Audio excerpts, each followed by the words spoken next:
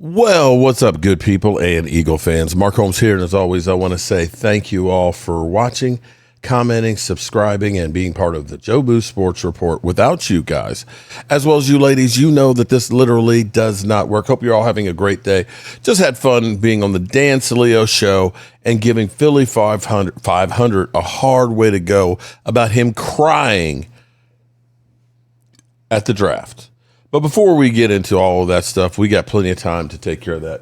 The Pat McAfee show, they're talking about George Pickens.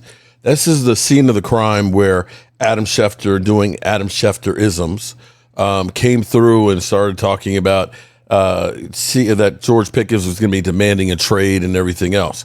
So I want to go to this and react to what we get on this, because I haven't seen the whole thing, but I do want to see it. And I'll be watching it with you guys because it just came out a few minutes ago. Speaking of standoff, George Pickens seems to be in a standoff with a pen because he has not signed the franchise tag yet, even though it was reported he did, and then he intended to, and he actually has not signed it yet. Do you think he's playing for the Cowboys? Is it safe to assume he's playing for the Cowboys, or is this a situation where he might actually sign it but then get moved immediately? What's your read on this entire situation?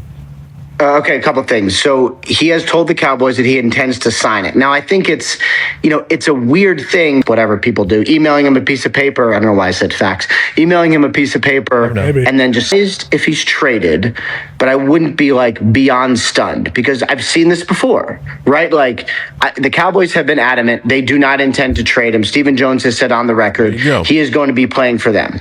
And I agree that is the most likely scenario.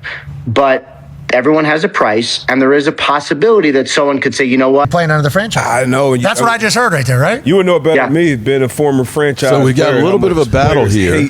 I signed that thing as soon as I could. I was told I was getting $2.4 million guaranteed. Give me that thing.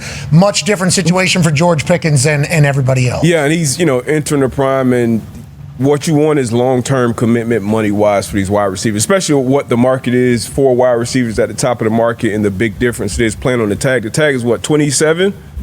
Right? Yeah, 27.4. I think 27.4 or something like that. Yeah. And the top of the market is far. Dak Prescott his thrown route to him. tree, being able to play in the slot, his run after catch, like when he was, and especially with that position, you pay, wide receiver ones, and if they aren't being successful or things aren't going their way, you can become a cancer in that locker room. When you become one of the highest paid players and you're a cancer, when you want to be like a pillar guy, you can run into trouble. I'm not saying that these are the things that George Pickens is, but this is what people are worried about giving the deals to. Absolutely. Yeah, you put a lot of money to somebody that's potentially not like the greatest positive influence for your entire team as a whole. That's where everybody looks at it. Like, who's getting rewarded? Those are the people getting the money. That is what I'm going to try to do here. You're 100% right. Now, granted, on that note, do I think Dak Prescott will ever let George Pickens get pissed?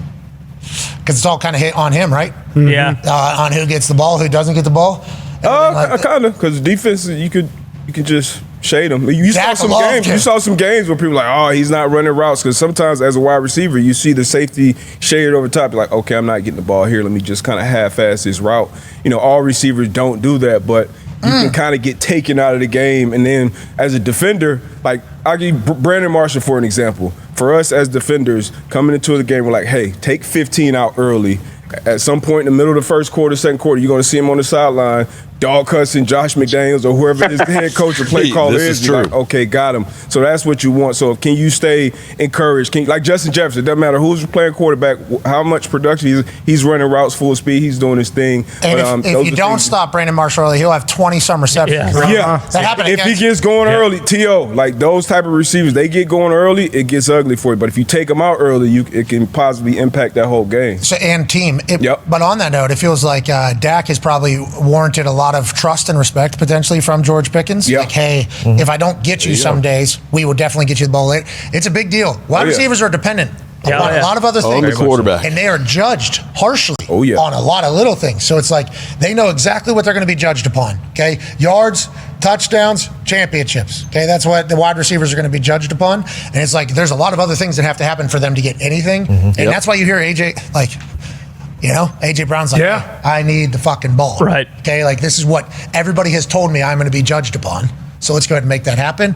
It's like that wide receiver position is an interesting one because it feels like all the ones that are I mean, I guess Justin Jefferson, but he'll have 180 yards in the first half every once in a while. Mm-hmm. But all the guys that are at like the top, they want the fucking ball. That's why they're there. That's why they're in the NFL. Yeah, and for like Jerry as well and the Cowboys, it's like, hey, we kind of saw this experiment already with the Cincinnati Bengals where you pay two guys wide receiver one money. And like, granted, the Bengals had injuries and Joe Burrow went down and stuff, but like, there's a reason that their defense has been not so great the last few years because they just haven't had the money for it.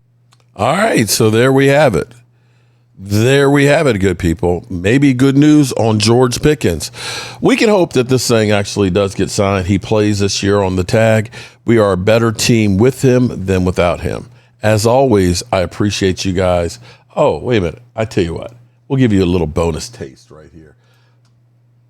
This was me getting a little bit of self-respect back. Spend $50 million. Jalen Hurts. Here we go. Without further ado, man, I couldn't wait. Let me tell you something. I heard this from the Pittsburgh police. The Pittsburgh police told me they're in the mezzanine area where the draft was.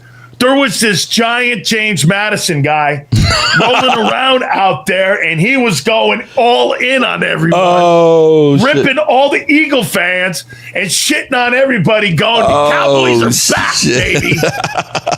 Without further ado, the man, the myth, the legend, back from Pittsburgh. He is our friend, Mark Holmes for the Dallas Cowboys. What's up? Right, we have, without a doubt, the man, the myth, the legend, Philly 500. He joins us now right here on the program. How you doing, What's up, brother? guys? What's going on?